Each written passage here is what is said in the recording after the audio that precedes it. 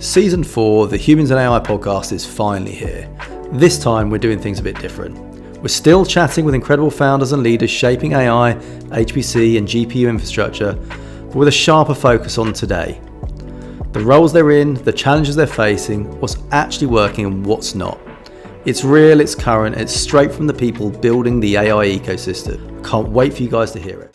Well, Mathilda, thanks for coming in today. How are you doing? You all right? I'm amazing. Thank you. Thanks for having me. Fantastic. Well, for the benefit of the guests, it'd be great just to do a bit of intro as to who you are, the role you're doing, and a bit more high level about the company as well before we really get into it, if that's all right. Yes. Thank you so much for having me. I am the founding COO of a company called Bioptimus. Yeah. We are building the world's first multi-scale, multi-modal foundation model for biology, which means we're trying to essentially program biology from the ground up to try and understand how the human body works and eventually how biology works from the start.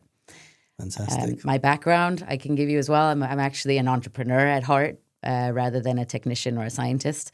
I spent 12 years building a business in the healthcare and insurance space in Africa, Asia, and Latin America, and then spent a year helping to build a business in the carbon insurance space before moving over to Bioptimus. So entrepreneur at heart, you've been, and you've done all sort of areas of the business, isn't it? So true sort of business development, getting the business structured, shaping it, go-to-market plans, etc. And now you're bringing all those skills to help with Bioptimus as well. That's right. More into a deep tech and very R&D science-heavy type of business at this time. I mean, and then some. Obviously, I met with Zelda as well a while back, and I think what was fascinating about your company is you've probably got more PhDs than I've ever seen any business. So, I mean, that's got to be challenging itself being a COO of a company with that many brilliant minds. It is daunting and humbling every day. But what I can say is it is the nicest and most humble group of people I've ever worked with. And I think because everyone understands the enormity of the task that we're trying to accomplish, and everyone realizes that no one has the breadth and the depth. So everyone has depth in an area or two, and they understand in order to make this work, we have to bring it together. Because that's the nature of biology. People spend 20 years studying one protein. And we're trying to bring, the understanding of proteins and DNA and RNA and how cells work in tissue and how the tissues interact in your human body. There's no one who has all of that depth, and everyone's just sort of humbly approaching our problem together, and it's incredible. I mean, I think that's it, because we talk about AI, we talk about large language models, agentic AI, all these different things, and it's a huge, huge industry. But when you take that and put it into biology, that's got to be a whole level more of complexity. Yes. So, ChatGPT has, and OpenAI, Anthropic, your LLM companies have made enormous strides in demonstrating the power of AI using text and language and all of the words that are out there on the internet, right? But that's sort of one context layer, whereas biology, as I just described, has lots of different languages, and most of it isn't known. So we only really know a few % of how biology actually works after thousands of years of humans being on this earth. And so it's almost like, trying to decipher a new language where the definitions of the words are in random books scattered across libraries around the world, and each book costs $10,000 to read, and you're trying to then understand how the language all works as you put it together. And, simple things like, large language models are trying to predict the next word, or they're trying to, identify words that have been masked, for example. That's how these models are trained. Well, you can't do that so easily in biology, because if you just take a simple thing like your genome, right, which most of which, and we don't even know, between sort of 10 and 40% of which is actually meaningful. And the other percent, up to 90% of it, does nothing that we know of. So predicting the next might mean that 9 out of 10 things that you predict are totally meaningless and are just noise.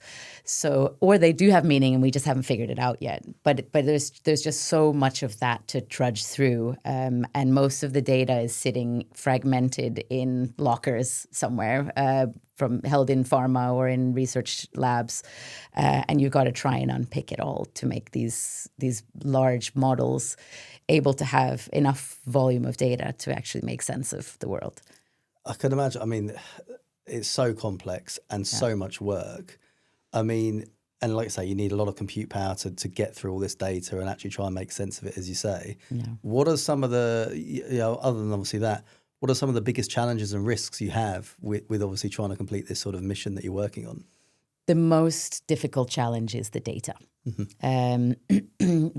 There is order of magnitudes less data in biology that is relevant for training models and that is sort of high enough quality and that has enough depth to train these models than there is in large language models. And it's, those that do exist are typically not publicly available. So that's the hardest thing. Yeah. And, when we're making, let's say, bets on which kind of data is it that will power these models, some of that data might cost us, let's say it might cost 10 million today to buy a data set for 5,000 patients.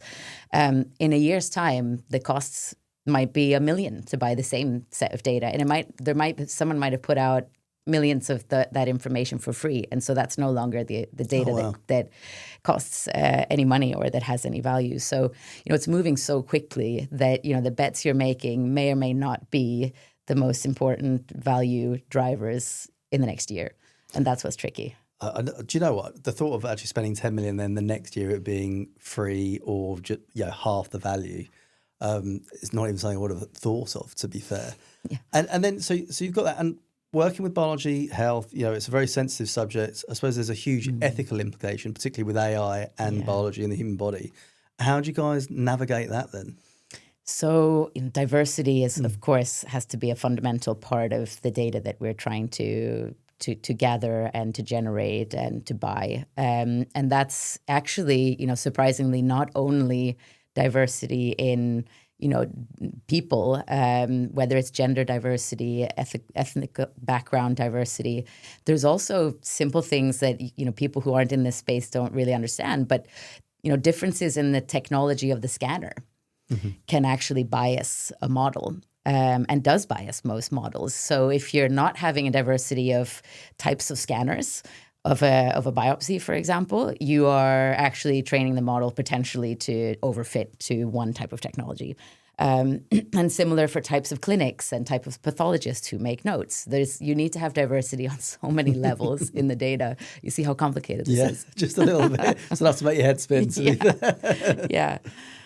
So obviously you're doing that. And then as the COO sitting in the business, you're, I don't think, technical. So, nope. So how do you work in a business that's hugely, hugely technical and are able to work with those individuals? We already talked brilliant minds. Some of them have come from likes of Google DeepMind and what have you. Yes. How do you create a business that enables them to do some of their best work? Because I think that's the other thing is we have the saying over here, like herding cats, pulling them all together and organising that business. What do you do to really make that fully operational? I'm fortunate to be a founding COO in a time when there's a lot of solutions out there, a lot of people trying to solve for enhancing productivity and efficiency in the back office of companies, right? So, some of my responsibilities are your classic, more administrative things, right? Like legal and HR and, to some extent, investor relations and finance. All those things can have a huge amount of the work is really automatable. It's mundane, repetitive tasks that mostly human beings have been taking and doing for centuries. And I'm fortunate to be able to actually build a back office, if you will. And actually now we're driving a front office too that can start from an agentic base. And what that means is my first 2 hires were AI ops people. So we came up with this title of an AI ops person. And what that means is they have generalist skills, so typically kind of some sort of consulting skills or have worked in a startup and done a little bit of everything. So they kind of know what good looks like across a lot of things. But they're also machine learning experts. They know how to code. They build agents themselves. So what we're putting together and is actually a team where I'll have functional experts, people who know what good looks like in the legal realm, in finance, but then also a layer of people who are building and maintaining and evaluating and rebuilding the automated agentic layers underneath. Wow, right. So you're actually building a whole AI toolkit internally to help the business. Yeah, and we have to be careful not to build it all ourselves because some of the things we're thinking about, we're sort of saying these could become businesses in their own right. We need to be careful not to reinvent every part of the back office. But the reality is that most tools that we look at that are out there today trying to solve some of these problems, they don't do a great job yet. They do a great job in one or two applications within that field. So legal is a good example. There are a lot of tools that have, that people will know about out there, Harvey and Legora. And now there's a new one in the UK, I think, called Wilson. They can do a lot of the work for you, but they're not cross-functional. And that's where we start to see where the value starts to come in, where, you can connect it to your data security or to your regulatory monitoring, or seeing whether we're compliant with our legal contracts across the insurance policies we have, or our IT security policies. You want all of those links to be made. So as the COO, so your function, obviously you've hired these AI specialists coming in, AI ops specialists, which arguably haven't really been hired before. In previous roles that you've had, this is new. This is moving with the times. Do you feel like it's completely changed the perspective of what you think an operations function should actually look and feel like now then? That's what we're building. But the reality is the first few months is just everybody scrambling to get stuff done. And us trying to work out what is the right blend of having people who can do the work and having people who can help us to automate and remove some of those mundane tasks. So we're in the build phase now. And we feel like we're also the curators and the owners of which are the best productivity tools out there.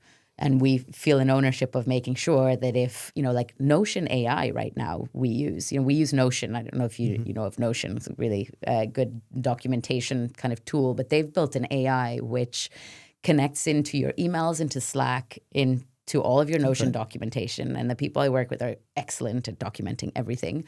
And therefore it can connect into everything. You could ask it any question. So we did our IT security policies today, are we compliant with ISO standard, X, Y, and Z?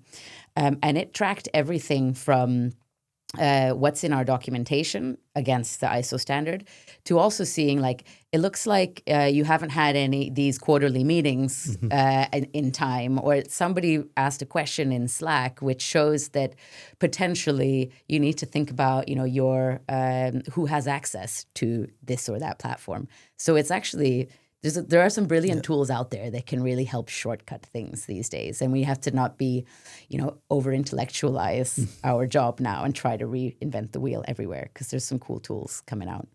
I can imagine, obviously, that's different from what you've done before previously.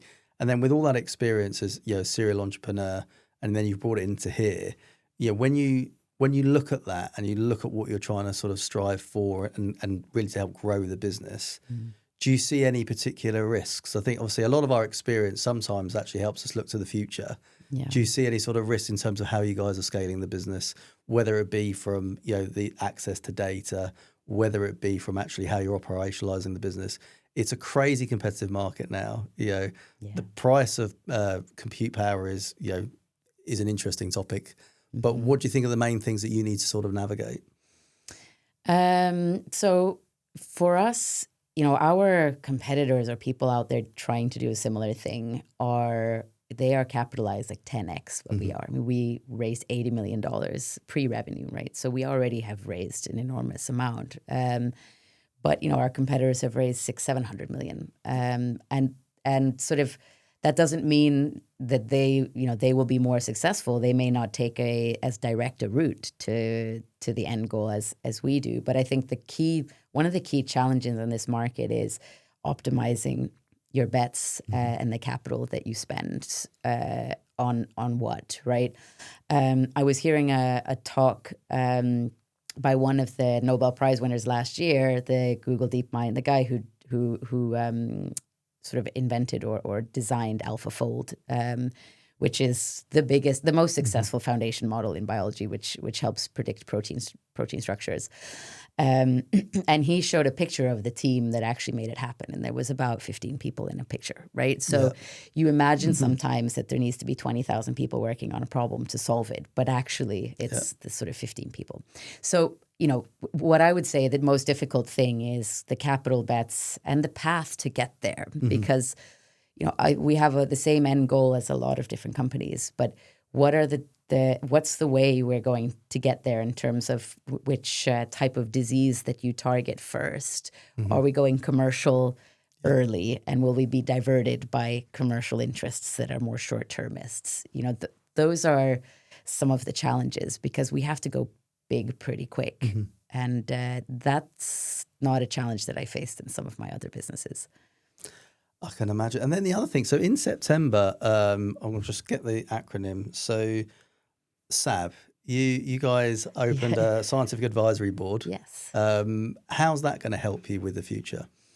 So the advisory board we've compiled is the cream of the crop in biology, science, and machine learning, and they will help advise us on this path, right? What are the most sort of attractive diseases or problems to solve in the pharma space? Which are the techniques when it comes to machine learning that have worked? Because there's developments in science happening constantly, many of them in those people's labs, where we're trying to understand, we're having to design completely new architectures in the back end from a machine learning perspective, and they will help advise us on that.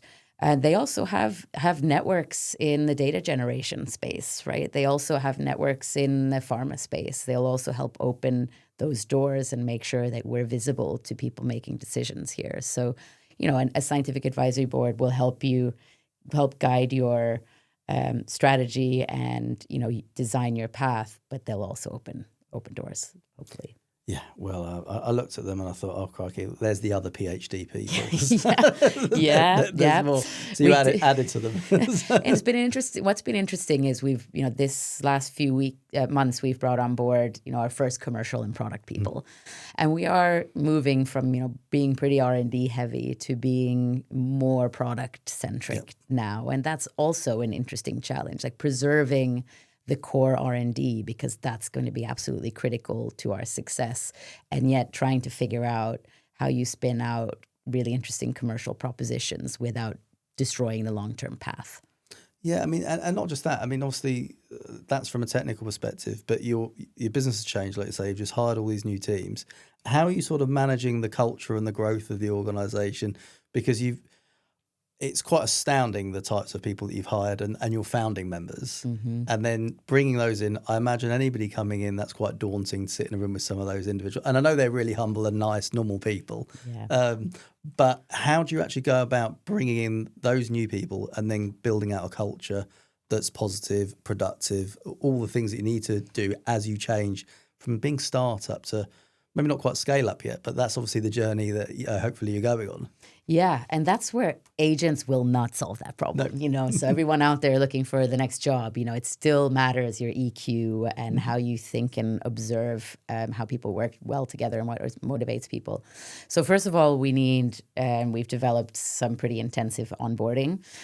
People join and have their own dedicated page with, designed in a very ML way, like P0, P1, P2, P3, reading materials Yep. and a little checklist of getting through all of that.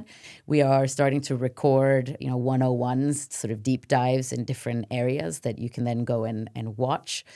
People are, of course, involved in every tech meeting. Everyone's invited. So all of our 3-week sprints, we have planning meetings, and we also have retrospectives at the end of every 3 weeks that go deep into a topic and something we've learned. Everyone's invited to all of those and immerse themselves fully in that.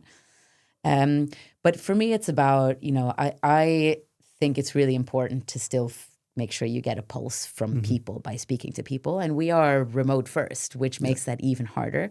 But I have a 15-minute slot booked in with everyone once a month.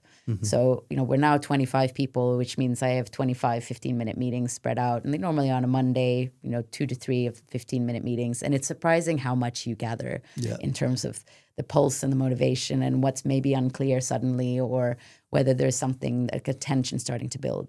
You get it from those 15-minute meetings. And for me, those are invaluable. And then obviously you're remote first. So how do you get that sort of human contact? I mean, great, I'm doing Teams meetings or Zoom meetings. Yeah. But do you guys all congregate in Paris or, to create that sort of social element? Yes. Once a month we are in Paris. So the third week of every calendar month, we meet there, and it, becomes a very social week while we're there. There's dinners and there's workshops and, but most of our teams also need a lot of focus time. So therefore it kind of works to have 2 or 3 weeks off and a week on. Yeah. But every week there's also a round robin of everyone being thrown into this pot of, you get assigned a one-on-one buddy once a week, and for 15 minutes you sort of join a call, and there's somebody randomly assigned to you, and you get to spend 15 minutes with those people. So there's a little bit of forced trying to make people speak to each other, because it's hard. And then in terms of, obviously you are growing, what does the future look like in the sort of short to medium term? So like, the next 12 months, sort of 2 years. What are the major sort of key sort of milestones that you guys are aiming for? There are 3 big things. So first is we are about to put out our first multi-modal model. So we put out 1 year ago a single modality model, our H0 or H1 models. It's still the best performing models in the space. After a year, it's pretty impressive. And we're about to put out our first version of putting lots of modalities together, which we expect to drive a significant bump in performance across a number of really interesting use cases in oncology, in cancer. That's the really big thing. The second is that we are bringing on board our first clients now. So we'll have a set of very different types of users, because they're all coming to us from lots of different angles. So we already are, looking to sign up our first couple of users by the end of this year. And the third thing is probably, looking towards, when we talk about 18 months to 2 years, we are going to ultimately be raising more capital as well. So that's kind of what's in our ultimate runway. And sorry, the fourth thing is data generation. So we are putting together some pretty cool thoughts around how we're going to generate this data, and we're having some really interesting discussions that we hope we'll be able to announce over the next couple of months, that will really put us in a great positioning for how we do this and achieve our goals. Well, it certainly sounds very exciting. It's going to be very busy by the sounds of it. Yes. Just for the benefit, I always ask this question, so I'm going to ask you as well. Yeah, not going to leave you out. But we get a lot of people that are startups, small, very early stage. Often CEOs could be software engineers, not necessarily done it before. They've moved into the entrepreneurial world, pretty early on in their career themselves. Yeah. From your experience of successfully building businesses, what are the sort of first things you recommend people do as they start a company off? First most important thing is, who are your co-founders, or who are the first people you hire? That's absolutely critical. It can make or break your business. So that's the first thing I would do. And second thing is, really, really think hard about the capital that you bring in. Do you need it?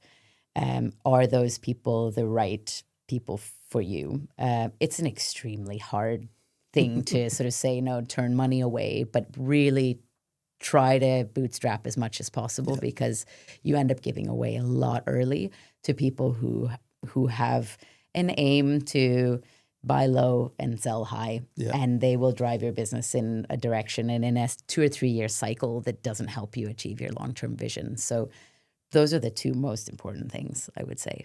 Yeah, I think that's the thing. When you're building a product or something like that, you obviously need the capital early. Obviously, bootstrapping's great, but I can imagine, getting somebody that sort of marries up to your values and your philosophy. Of course, they've got money talks that they want to return. Yeah. But I can imagine getting one that sort of works with you in the right way and gives you expertise and advice in some cases. Exactly. As well. But this has been brilliant. I think it's been exciting. Obviously, great chat with Zelda, and it's amazing what you guys have done so far. So it does sound like the next sort of year, 2 years is going to be extremely busy. So we'll have to talk about having you again. Yeah, that would be amazing. Look forward to it. Thank you very much. Thank you. Cheers. And that's it for this week's episode of Humans in AI. A huge thanks to my guests for sharing their insights, and to you for tuning in. If you enjoyed the conversation, don't forget to hit follow, share it with someone in your network, and let me know what you think. There's plenty more coming this season as we dive deeper into the people, the companies, and the ideas shaping AI right now. See you next time.